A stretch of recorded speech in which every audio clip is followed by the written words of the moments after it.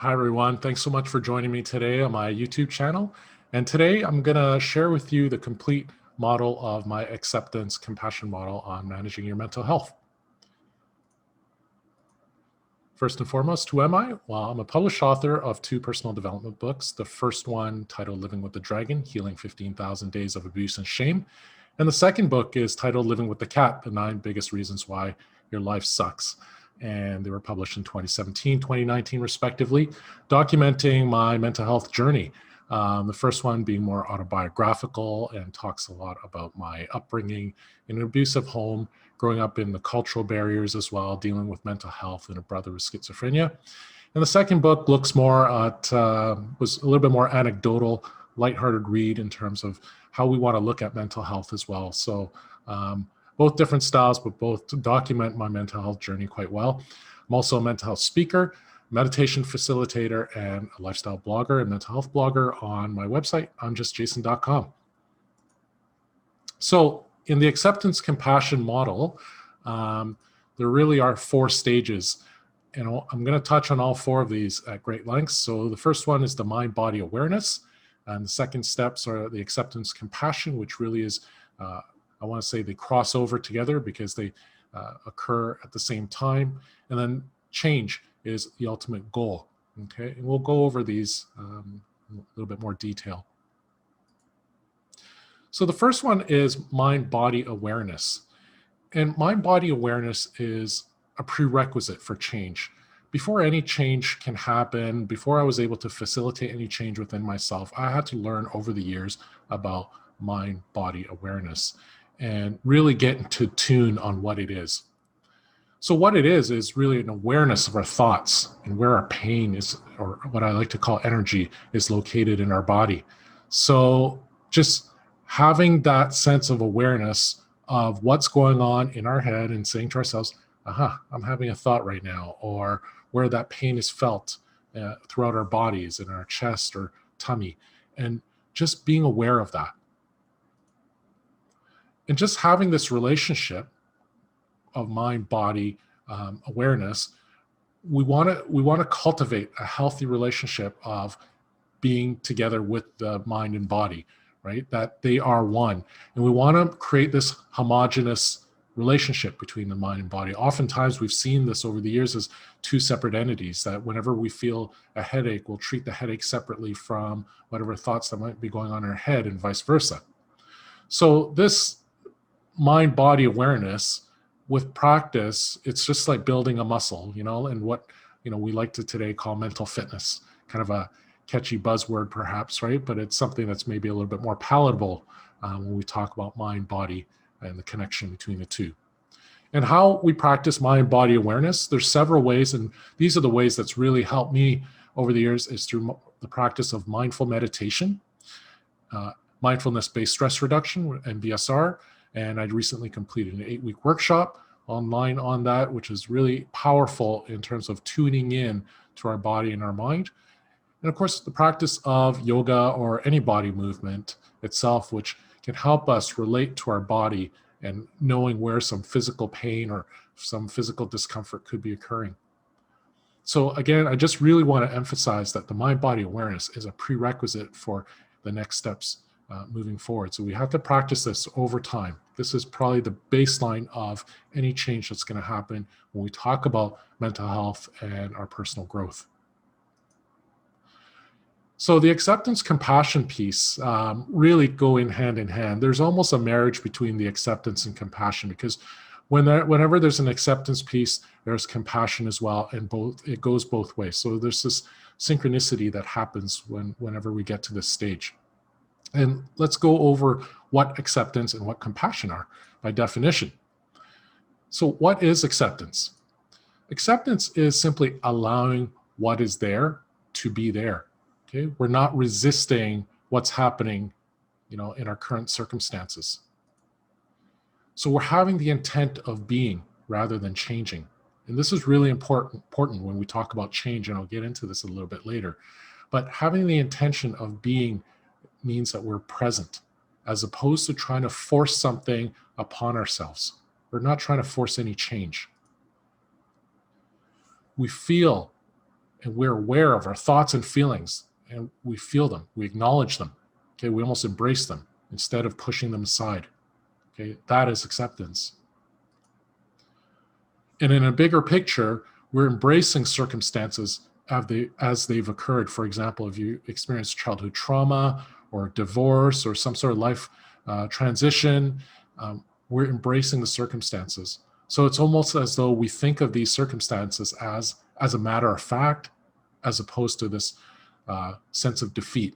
Okay, we're not in a victimized state of saying, well, I'm a victim of childhood abuse, I'm a victim of divorce, as opposed to we want to get to a space of acceptance and embracing it. Yes, I was a survivor of childhood abuse, or I did experience childhood abuse and trauma, or I just went through divorce, I did experience a divorce, right?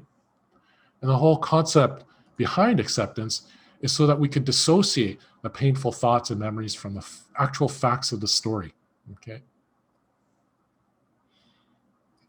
So what is compassion? Again, hand in hand, whenever we have acceptance, compassion jumps in as well, okay? So they're almost partners. Compassion is acknowledging the suffering of others and having the desire to help. I've had so many great counselors and therapists who are extremely compassionate, and I can't tell you how valuable it is to have a sense of compassion when we're working with someone. It brings tremendous healing whenever there is compassion. Why? Because they validate the experience. They're able to tell us, yeah, that's right. They're able to share and listen to you to say, yes, I understand. I hear you. I feel your pain. I feel your experiences of your depression or your anxiety. Okay. It's a chance to be seen and heard. And some other hats that I've worn before in the customer service industry, oftentimes consumers are complaining and venting on the phone, not necessarily because they want a solution or something offered to them, but they simply just want to be seen and heard. And that becomes really empowering when our voices are heard. So if we are experiencing a feeling of depression or anxiety, anger, or if we're experiencing the pain from our past, if we're able to vent and we're able to share those experiences, they become so empowering, so healing. So therefore, self-compassion is simply acknowledging the suffering of oneself and having the power to help ourselves. An American psychologist and one of my favorite authors, Beverly Engel, says, compassion is the cure for shame. So how do we apply acceptance and compassion? So how do we grow acceptance first and foremost? Through self-awareness. Again, if we go back to the mind-body awareness exercise, with practice, we are in tune to what's going on inside of us. Talk therapy, simply put, it's so powerful just to be able to share what's going on with yourself, inside ourselves. And that could help us gain a greater sense of acceptance. So talk therapy could be simply talking to a friend, a trusted friend, trusted family member, someone you feel safe with. In my instance, talk therapy with counselors. I've had several great counselors over the years that have been able to share my feelings to feel validated and accepted. Journaling is an incredible tool in terms of acceptance. And when we journal, we're transferring so many of our thoughts that's going on in our head onto paper. So it's almost like I want to look at it as a transfer of energy. So we're taking information here, we're feeling depressed, we're feeling anxious, we're feeling lonely, and moving it onto a physical piece of paper. Personal trauma narrative is another powerful tool that I've used to help grow acceptance. And in instance of personal trauma narrative, we're writing our script through different lens, through an objective lens. So we're writing it from a subjective lens and moving it towards an objective lens. So in our personal trauma narrative, we're sharing the story of how we experienced our trauma in detail, expressing our feelings, our thoughts. And then we slowly rewrite that script so that we're just simply stating the facts. It's a very powerful tool that I've used in working with my therapists and counselors over the years. So what is compassion? So how do we become self-compassionate actually is the next item. So the questions that I ask myself is, what would I say and do for a friend in need? What do I need the most? Do I need comforting words, a hug, some solutions perhaps? More than likely, when we're seeking compassion, oftentimes, I know I've been looking for compassionate and comforting words, a physical hug, right? If that feels safe, right? So those are the things of how we become self-compassionate. And then a very helpful tool to be self-compassionate is to give it to myself. In this really good book called The Kind Father by author Calvin Sanborn, he talks about becoming the kind father to yourself. So wishing that, if you wish that you had a parent or caregiver who provided you with compassionate words, well, in that book, it teaches you how to do that for yourself. And basically that's what self-compassion can be like. I could give myself those comforting words that I need to hear, and I could give myself a hug even if I need to, if I'm feeling a little bit down or depressed. So with mind body awareness and applying acceptance and compassion, we've now primed ourselves for change. This is ultimately where we want to get to. Okay, but we go in without the intent of this, but we are actually in the process of doing it. So there's a paradox that exists. Okay, now this whole piece of acceptance, compassion, and mind body awareness is a process that could take a short time, depending on the power of the feelings that you're going through. Okay, it might be a short few minutes, or it might be a few hours, might be days, or in some instances, if we're processing some really difficult experiences from our past, it could take years. And but it's a work in progress. We just have to be patient with ourselves. So here we go. Change. What is change? The short-term goal is to neutralize any negative thought patterns, or what I call spiraling. Negative thought patterns, for example, like, oh, I'm not good enough, I'm worthless, or I'm not lovable enough. Those are, or I'm feeling depressed, perhaps, like I'm feeling sad, I'm feeling lonely, or I'm feeling anxious, right? We want to try to neutralize the power of those thought patterns. That's making us feel depressed or anxious. And the bigger picture goal is to reframe our negative belief system. So underneath, our depression, underneath our anxiety, oftentimes there's a greater negative belief system that we're not good enough, or we're undeserving of good things happening in our life. We're undeserving of a relationship that's healthy and happy, right? So we just have to keep chipping away at it, I like to call, of how we reframe our negative belief system. Okay. With all these tools of mind body awareness, applying the acceptance compassion models, we could chip away at it and reprogram and rewire our habits. So in the change process, we want to challenge the mind with these types of thought-provoking questions. What stories are our thoughts telling us? So now that we're primed for change, we can actually become vulnerable and start asking ourselves these deeper questions. So the kind of stories that I used to tell myself, and sometimes still do actually, are like, well, my boss is disappointed in me, or my son is mad at me, or my girlfriend's going to leave me. There's so many inner voices or inner stories that we tell ourselves that may or may not be true. They say we get about 6,000 thoughts running through our head a day, and some days I feel like I have a few more than 6,000, but only a handful of those thoughts are really helpful. And the thing is that we need to kind of filter and navigate and be aware of which thoughts are helpful and which aren't. And that's okay that we have unhealthy thoughts or thoughts that aren't helpful. And we just need to be aware and to be able to filter and challenge those thoughts that are not helping us. So again, we need to kind of dig deep and challenge ourselves and ask ourselves, what stories are our thoughts telling us, right? So if we could be as precise as we can, that's really powerful. We need to label feelings. Using a whole variety of different words to describe our feelings is empowering, okay, and can help shift and neutralize a lot of heavy feelings. Because sometimes we're not feeling depressed, we might be feeling down, or we might be feeling low energy, right? There's a huge difference with how we define feelings and how we label them. So for example, you could use words like hurt, anxious, depressed. Maybe you're feeling unheard. Maybe you're feeling frustrated instead of angry. Maybe you're feeling lonely, instead of depressed, right? There's so many ways of how we want to define our experiences, and not to minimize any of our experiences, but the more precise we can get with labeling our feelings, the more the quicker our healing and our recovery can be. Going back to the mind body awareness tool, we need to identify, where are we feeling the pain in our body? So again, we want to have this homogeneous relationship between the mind and body. So the pain in our body is oftentimes correlated to a lot of our negative thoughts. Okay, and vice versa.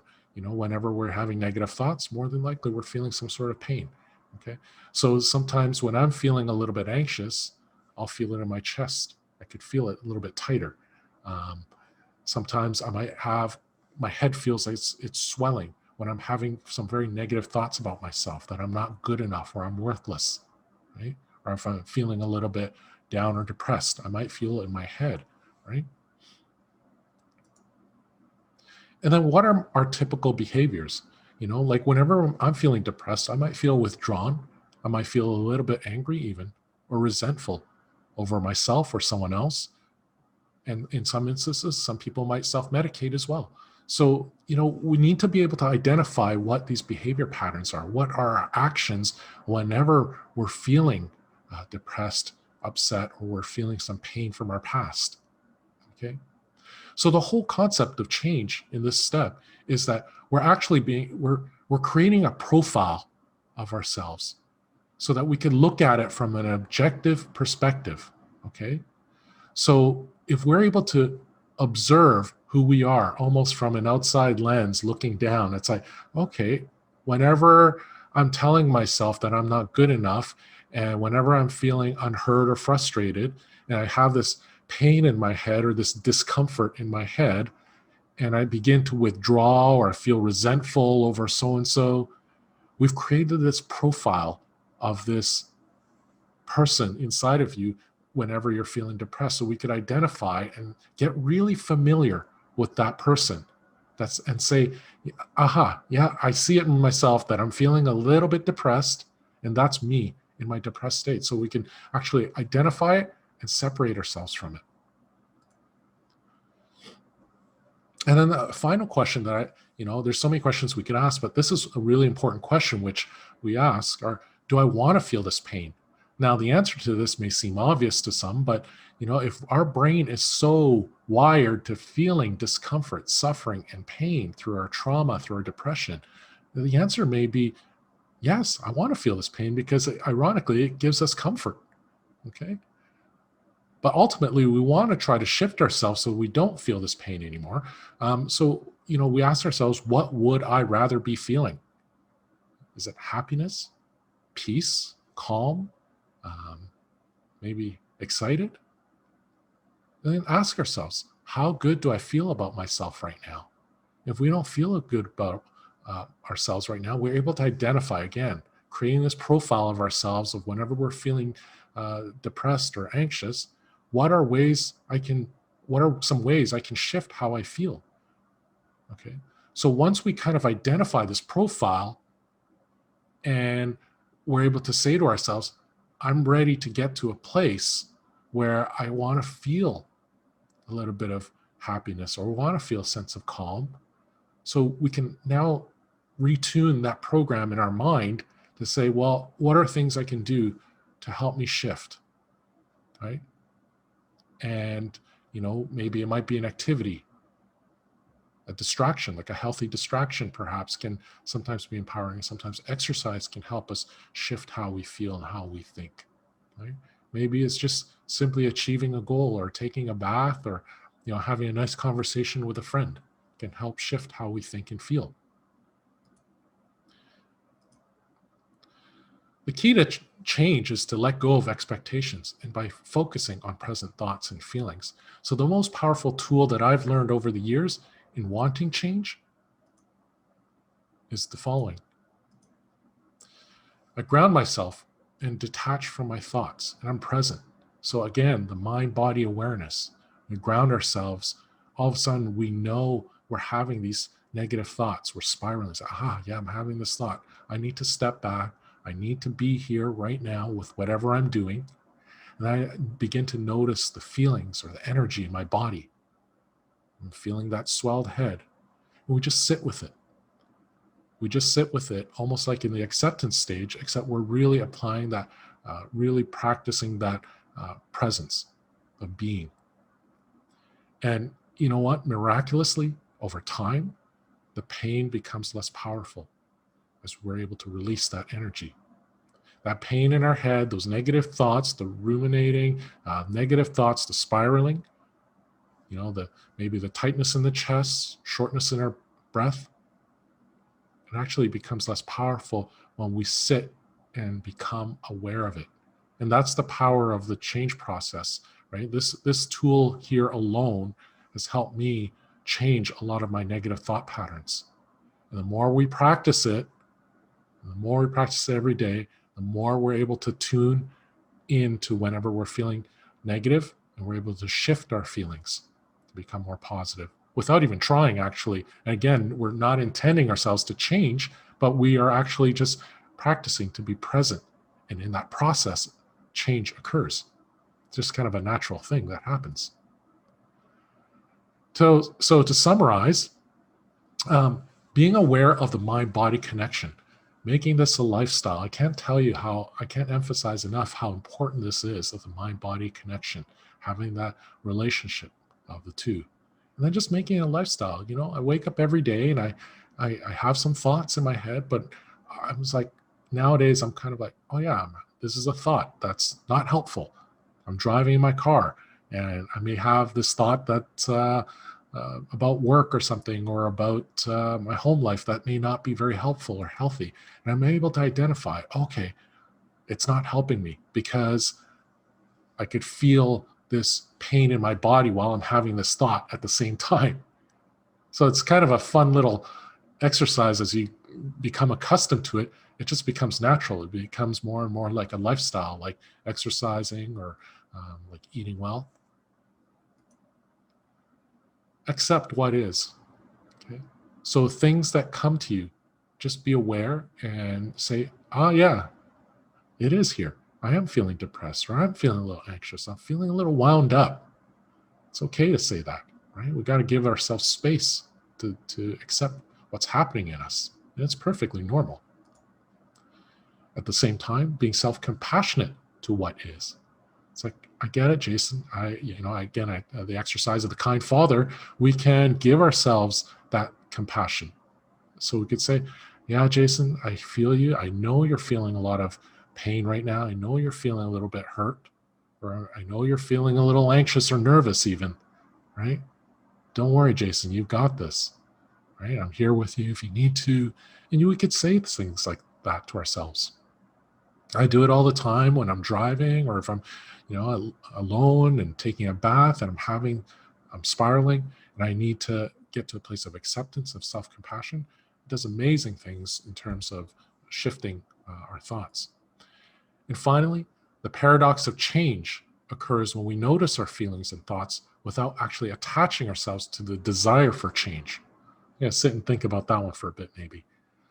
But over time, with mental fitness, changes to our negative belief system can occur for longer-term benefits. So what this means is that the more we practice this mind-body awareness, acceptance, and compassion model, change happens naturally, okay?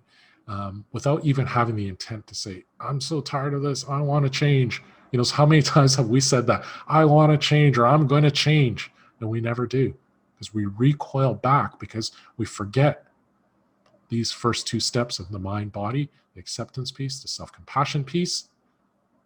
And then when we practice this in time with mental fitness, the bigger picture, the negative belief system that's going through our head that I'm not good enough, I'm not lovable enough, I'm undeserving of good things, that changes naturally and becomes stronger. Some recommended readings I want to share with you. A book by Dr. Rick Hanson called Resilient. Neurodharma is another great book by Dr. Rick Hanson. The Power of Now, Eckhart Tolle. It Wasn't Your Fault, Beverly Engel. This is one of my first books, along with Becoming the Kind Father by Calvin Sandward. These two were my first books that I read in my journey, and I always go back to it. It's just filled with post-it notes. So I highly recommend touching on these books. And then Breaking the Habit of Being Yourself by Dr. Joe Dispenza. Another great read, which kind of blends some science with some spirituality as well. And I think there really is a balance between the two of recovery and healing our journey. So thanks so much for joining me today. If you enjoyed this video, and I hope you have, you can visit me on my Twitter account, Facebook page. I have other videos on YouTube and my website, unjustjason.com. And of course, you can email me with any questions or comments. So thanks so much and stay well.